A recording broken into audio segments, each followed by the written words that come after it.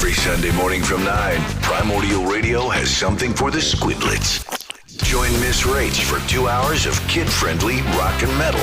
Yep, for 2 hours we ditch the effin' and jeffin' for your little ones to rock out without the earplugs. Miss Rach, Sunday mornings from 9 on Primordial Radio.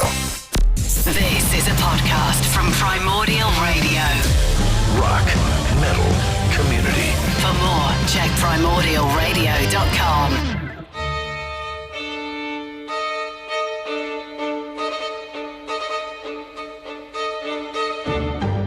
Hello once again, dear listener, and welcome back to this, our journey down the bifurcated legs of the trousers of time that is the Lost in Porridge Playcast, brought to you by Primordial Radio.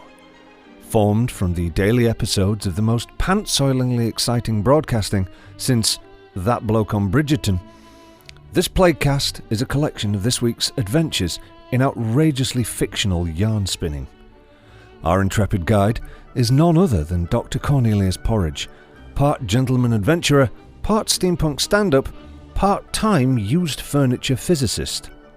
Rumour has it that once, using nothing more than a hammer, a chisel, 3 meters of Draylon, and a Tupperware container full of uranium-235, Porridge was able to harness the power of dark energy and create the holy grail of used furniture physics, a Posimacassar, a feat which prompted several notable Nobel Prize winners to state that Porridge had indeed touched God's cloth. Last week, we left our heroes embroiled in a complete lack of terrible peril. They had achieved their aim and, quite frankly, were wondering what to do for the rest of Season 2, when they received a message from their crewmate, Pirate Captain Bonnie, calling for their aid. What great adventure will happen next? Will our heroes survive? Will they make it to Season 3 without jumping the shark? Unlikely. Listen on and possibly find out. Greetings, you wonderful, well-read rebels and desperados. Weather permitting, of course, ADT here with another instalment of the Plague Diaries. Following through, we had finally found the last Van Kleist and handed it over to the French gangster Uncle Touchy, who intended to use it to become the head of the Church of Kleist. Well, that's what both he and I thought. Colon, however, had other ideas. And although I'd never admitted to him, he'd come up with an ingenious plan that had ended up with all our debts paid off, an upgraded anatomy for our pirate crewmate, and Uncle Touchy's head in a jar. Don't sit there looking confused. Listen to the podcast. Anyway, onward to adventure. We interrupt your regularly scheduled programming to bring you this important communication. You are listening to Primordial Radio. Do not adjust your sets as we plumb the depths of tall tales and adventure. Join us now as we get lost in porridge.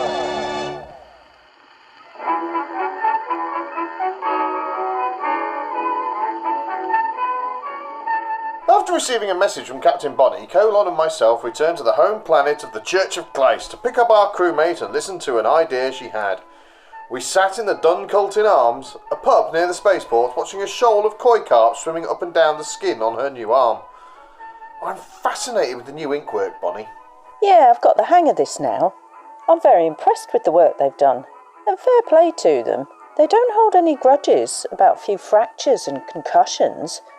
For some weird reason, though, they keep smiling and calling me daughter of Gamgee and rubbing their ring fingers when they're around me. It's bloody weird, not to say annoying. Anyway, no more grief to come from Uncle Touchy then? Nah, all sorted. They got what's left of him on a nice tall shelf with quite a few other wannabes in jars who thought they could be in control of the Church of Kleist as well. Odd, because I didn't think he had a head for heights. So what's this idea you've got? As long as it doesn't involve being in debt to organised criminals, being hunted by a race of warlike slugs and having to avoid certain death or serious injury at every bloody turn, count me in. Well, 2 out of 3 will have to do. In the hospital, when I was being rebuilt, I was talking to a pilgrim who'd also had to have some serious work done, and they were telling me about a secret tribe, the Two Jabbos, or the Vaccinati, who've got access to special sacred places that are forbidden to others. Anyway, this pilgrim told me there are rumours that they found an ancient text describing a mythical gathering of strange and wonderful beasts, the creatures from myths and legends across all time and space. Now, you know me, I've seen some bloody odd stuff over the years, and I don't know why, but there's something about this that I really want to see. Well, that's all fine and dandy for you, but I fancy sitting on my freckle for a bit. Now things have calmed down. I mean, for a change, we're not being chased around the universe, getting threatened, being looked at like a snack by some ravenous bloody beasts, and all you want us to go looking for is what? More threatening beasts? Oh yeah, great. No thanks. Not just that, but if these keepers of the ancient text are such a secret tribe, how will we find them? It's a non-starter from the word go. Porridge, you agree with me, don't you? I looked at the tattooed arm of the pirate and noticed a shark now swimming amongst the carp, hunting them down, snapping and biting at them. Look at the arm, Colon! Look at the arm! The tattoos show what she's thinking. The last two tattooed carp had started frantically swimming away, amongst the remains of the other fish as the shark chased after them. Captain Bonnie's face remained calm and emotionless as she took a sip from her drink. What are you withering on about? We're not going on some mad jaunt to find stuff from fairy stories, and that's final. The arm, the bloody arm, Colon. One of the two remaining carp now looked like a strange badger-fish hybrid, and the ink shark was rapidly closing in on it, jaws wide open. Hey? Oh, crap. Then again, this place is getting a bit samey, and I'd only get myself into trouble before long. Well, why not, eh? Let's see what's out in the wide blank yonder, shall we? Yes, great idea, Colon. Let's finish up our drink here and get back to the ship. Do a bit of research, sort out a flight plan, organise supplies and kit, that sort of thing. What do you say, Bonnie? I quickly looked at the tattoos on her arm. Now they just showed a calming fractal spiral design slowly turning on her skin. I swear I could see a unicorn in. Oh, no rush. Let's have a few more here, then see what these clubs are like that you were on about, Badger. Is that okay with you, Porridge? She smiled widely, and I don't know what looked scarier, the grin on her face or the toothy maw of the tattooed shark. The next morning I went to the bridge only to find Captain Bonnie already there. She was staring intently at the screens and conferring with the ship's computer while Sydney sat at her feet chewing on something. What's he got in his mouth? It's nothing important, is it? He's got a habit of buggering up essential equipment, you know. Nah, it's something I found in the kitchen. I think Colon's been making some jerky or biltong or something. I can't quite make out the flavour, but it's not bad. There's a fair bit of it too. I've got some in a bag here. Why don't you try it? I don't know why he's bothered though. It's not like we haven't got a replicator in there. Morning, folks. How are we doing? Found anything to start us off on our way? Or are we going to take it easy for a few days or weeks? Listen, I think I might have a line on something. One of my old shipmates from way back says he might have heard about the Two Jabbo tribe and has given me a flight plan to somewhere they said could be a clue. Good job on the jerky, by the way. What meat did you use? It's not beef, so... what, venison? Ostrich? Have another guess. I started having my suspicions. She took some more out of the bag, chewing intently. Wild boar? There's definitely a piggy taste in this. Is that garlic? Well spotted. The garlic has infused into the meat for years. Really adds to the flavour. What do you think, Porridge? I looked at them chewing away, grinning at me, Sydney included. I'll give it a miss if it's all right with you. What's the matter?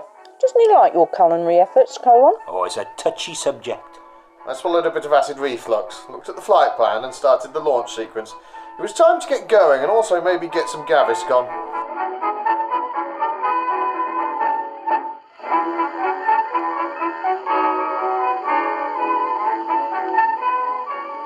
After being given a clue from one of Captain Bonnie's old shipmates, we had set course for a planet that may hold a clue to the strange gathering of mythical beasts and creatures of legend. So where are we headed, and what exactly are we looking for when we get there? Hope the clues are going to be easier to find than the ones we had to find the bloody Van Kleist. Well, I've had a peek at where we're headed, a planet called Mandarina, right out in the back of beyond. I'd say if these animals were so special, then they've had shrines and temples built for them on it. So all we have to do is look for places of worship, and they should be pretty easy to find. You're bloody kidding, aren't you? Do you know how many different places of worship there would be in your average village on Earth? Then how many there'd be in a decent-sized town? Just think how many there'd be in a city. So what's your point? We don't have to visit them all. My point is, we're looking for a shrine, temple, church, whatever, that might be thousands of years old, probably won't have been used for centuries, might be overgrown, destroyed, built on top. We just don't know. And not just that, but we'll have an entire bloody planet to search as well. Good point. Not just that, but what if the local yokos don't want us buggering about in their ancient shrine to their holy hippopotamus or sentient sack of spuds? Bet they'll have some new and inventive way of making us wish we had our insides, well, still inside us. All in favour of calling this off and finding a decent party to crash. Instead, say aye. Oh, aye. Oh? Really? And I say nay. Being around you two has already cost me an arm. Bugger me about and it'll cost you a leg each. Now, I've had a look at this planet as well. It's a completely dry planet. That hasn't stopped us before. A lack of planetary alcohol has not slowed us down. In fact, we kick-started a bootlegging hooch industry on the last dry planet we found. Yep, been there, done that, got the t-shirt and the wanted poster. Bring on the next one. No, you pair of prize plonkers. This one's completely dry, as in no surface water anywhere. It's been pumped dry, drilled out, completely drained. All the population left as a result.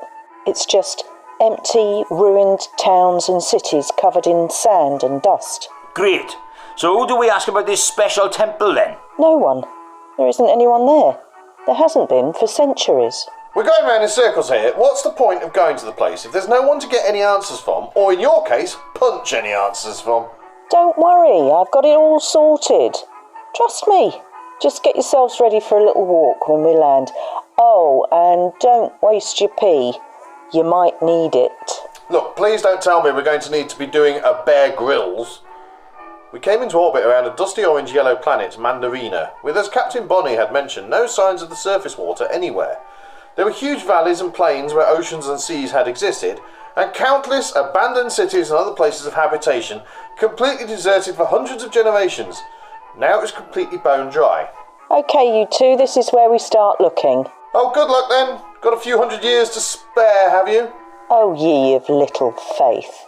Computer, start scanning the planet for any recent disturbance on the planet's surface. Ignore anything that happened where any large bodies of water would have been. Ignore natural occurrences, earthquakes, volcanic activity, sinkholes, etc. Ignore any that aren't in any places where the population were living.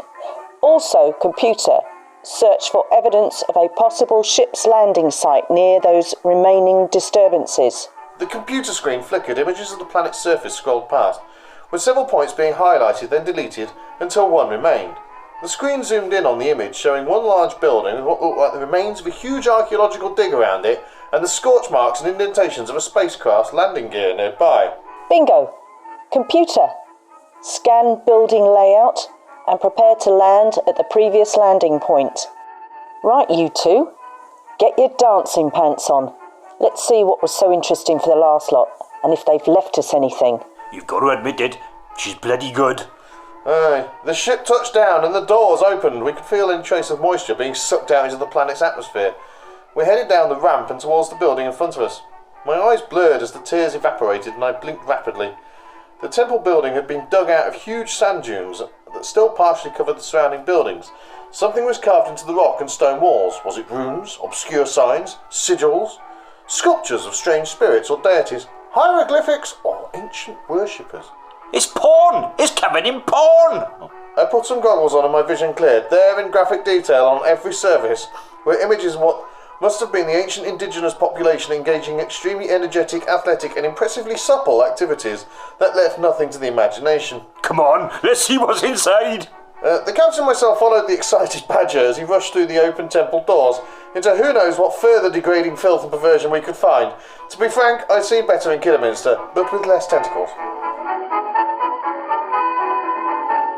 At Primordial Radio, we give a shit about the environment. There's no planet B, you know. And every journey we take in a car chucks out a load of nasty carbon dioxide into the environment. That's why we've teamed up with the good people at Project Seagrass to launch our super-duper seed banculator. It's basically a posh journey calculator. You just put in where your journey starts and ends, then it'll do some crazy computer thing and then tell you a suggested donation to Project Seagrass, so they can plant the right amount of seeds to offset the carbon produced by your trip. Pretty nifty. Find out how you can help now at primordialradio.com/seagrass.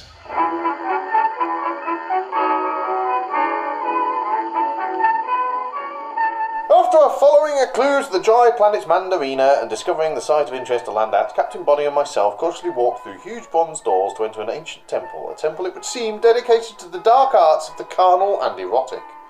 Judging by the carved figures vigorously engaging in sexual congress of all kinds, covering every possible surface, Colon, needless to say, had raced ahead of us and could be heard further inside. Bloody hell, it's everywhere, and every sort of thing you can imagine. And a few you can't as well. I mean, that one looks like something I'd like to have a crack at.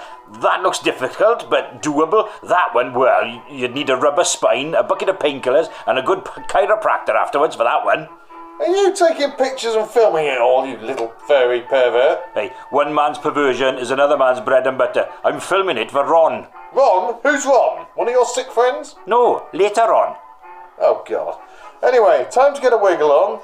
Or in your case, not. Look, there's footprints everywhere. Look where they've been and see if we can find another clue. Hey guys, over here, up by the altar. I've found something. We looked over to where Captain Bonnie was standing. A large stone altar covered in erotic scenes had what looked to be a bundle of sticks and rags at one end. I think it's what's left of the high priest or priestess or something. They stayed when everyone else left the planet, guarding this place until they died. Then their bodies just dried out, mummified, and this is what we've got here. A desiccated follower of passion. Really? Really? I knew you had some kinks in you, but I wasn't expecting that one. Look where they are, right at the altar, as if they were trying to keep something safe. Look around, anything else that was here, scrolls, manuscripts, icons, anything valuable has been stripped out, probably by that two-jabbo crew. But they left this. I reckon they'd missed something. I reckon wherever this was guarding their most valuable relic, which is inside the altar. Captain, would you do the honours, please? Captain Bonnie reached across with a new arm, gripped the top edge of the altar and lifted it as easily as you'd lift the lid on a child's toy box. You are right! There's something inside! Something wrapped in cloth! I pulled it out and put it on top of the altar as Captain Bonnie put the heavy stone lid back in place. Unwrapping it revealed a plain silver casket around the size of 2 shoeboxes stuck end to end. I lifted the hinge lid. What is it? A magic wand? It's a bit thick for that, though. Oh. No, I think it might be one of those pointers that some religions use.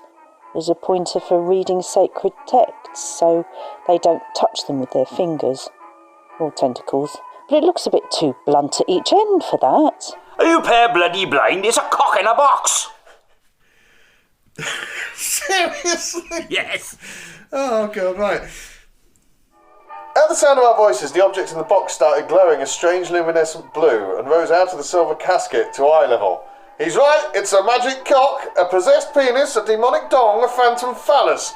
And it wouldn't look out of place on a milkman's horse. Look at it just floating there. Why? Magic cock, my ass. No, don't say it. It's waiting for instructions. You finish saying that and you'll be walking like John Wayne for a fortnight. I wonder. I reckon it could be a key. It seems to understand us as well. I've checked over the scans of this place and they don't match up with what we can see. I think there's a hidden chamber somewhere. So, let's find out. Magic cock, unlock the lock. The glowing blue phallus rose further in the air. Hovering, it pointed to one of the more pornographic friezes at the far end of the temple and headed slowly towards it. As it got closer, it suddenly shot forward, entering one of the exposed stone orifices. There was a deep groaning sound from inside the wall, a heavy clunk, and the wall started to slide back. The projectile pillow python flew behind us, and I heard the silver casket lid close with a loud snap. There's a room behind the wall. Look, you were right. And there's something there. Something short and hairy with a huge nail sticking out of its forehead. And a bloody big wanger and all. No relation then. I think I know what it is. It looks like a Tokoloshi. And I know what this place is. It's a Tokoloshi temple. They kept it prisoner, using its erotic energy for whatever dark designs and purposes they had. The wizened little figure turned and looked at us, eyes glowing red in the gloom. It crept out into the temple and up to the dead, mummified body at the altar. Dead, dead, gone, all gone, free, free, free. It started jumping on the corpse, crushing it to dust. Kicking the rags around, it stopped and turned towards us with a dark smile on its face. Free, you free me. I leave you be. Agume, Agume! What's it saying? Agume? What does that mean? Agume! Agume, you must go! Agume! It reached up to the nail in its forehead and pulled. As the nail came free, it smiled its evil smile once more and vanished. It was definitely turning out to be yet another interesting day. We would like to apologise for the amount of cock that was on display yesterday.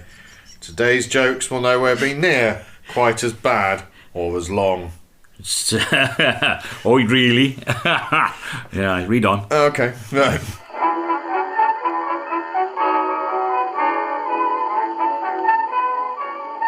We had found ourselves at a temple that worshipped carnal and erotic energy covered in sculptures and friezes that made the Reaper barn look like a vicar's tea party, showing every sexual act possible and impossible.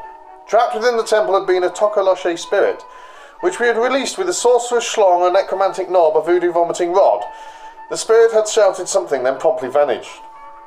So, what do you reckon that meant? Agume seemed pretty keen to get his point across before he buggered off.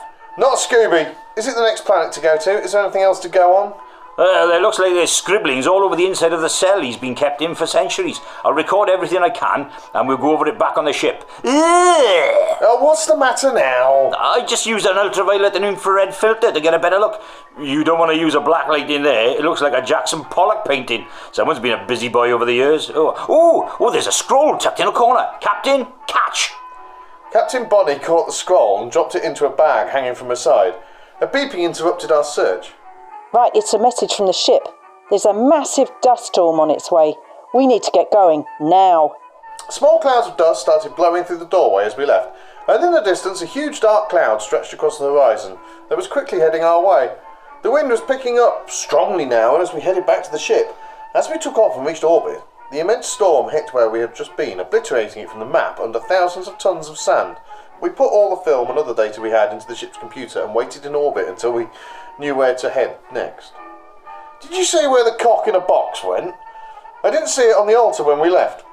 I reckon it disappeared back to whatever eldritch depths of the dark realms it came from. I reckon it disappeared into Captain Bonnie's bag. Really? Well, I can't blame her. A big magic dong that obeys your every command for as long as you want. I suppose you're right. It's worth a fortune, I bet she can't wait to sell it. Wait, what? Right. So, what are you two gabbing about then? Anything interesting? Porridge was just wondering... Don't you bloody dare! Whether we knew where we were going next. Agume, where's that then? Well, it looks like it's nowhere. Doesn't exist. And as for the pictures and film you took in the cell, well, most of the scribblings were ancient curses. A list of who'd locked it in there, and what it was going to do to them when it got out. And strangely, a recipe for bread and butter pudding. However, in amongst all the pictures, there was a star chart showing one planet in particular, and on the scroll is a description of the next beast we've got to find. So what kind of strange and dark demonic beings are we going to discover next? What sort of temple or shrine will we have to use our quick wits and intelligence to overcome any mystical obstructions? What kind of one-handed bongo mag sculptures are there? I'm just asking so I won't get shocked. Mentally prepare myself, you know. You're fooling no one, Furball. Hey, skin sack. Porno PTSD is a thing I wouldn't wish on my worst enemy. Really? Sorry, I never knew. Nah, just kidding. Bring on the nutties! When you pair have quite finished, this planet looks like it was colonised by a load of Celtic clans centuries ago, and they took with them historic artefacts, sacred texts, ancient recipes, and high-factor sun cream. Anyway, according to that scroll, they also took some wee sleek timorous beasties, and some not so timorous beasties, and one definitely not so wee. It's the big bugger we need to find. Does this mythical creature have a name? I can't read it properly, and the computer's had a stab at clearing it up. But is it Venestra? Venetre? Vasessa? Vanessa? Nessa? Nessa, that's it, Nessa. Tidy! Oh, what's occurring with getting to this place then? Nothing. It's another one that's off the beaten track. You'd swear these buggers didn't want to be found or something. So come on, shake a leg, let's get going. The ship's engines rumbled into life. We felt the ship turn and we headed off into deep space. I had something I had to get off my chest. By the way, it's not Nessa, it's Nessie. We're going to find Nessie, the Loch Ness monster. Porridge. I won't lie, don't get me wrong, but to be honest, at the end of the day, when all's said and done, you're not everyone's cup of tea. But you're alright, know what I mean? Now, fancy a drink to celebrate your pedantic pain in the arse? Lush, I'll have a pint of wine. So we were surfing the net the other day, and we saw some kiddywinks talking about this thing called Twitch. Well, at least you got the name right. Yep, Twitch. It's a place on the internet where you can watch us playing games and chatting shit. Wow, you even know what Twitch actually is. Yep, that's right. I know my onions, little guy. Now you're pushing it. So log yourself onto Internet Explorer and type in www. Just go to primordialradio.com/Twitch to find out more. I was getting to that. So, you don't have internet in Canada then? Nope. Only just got electricity. Spooky stuff.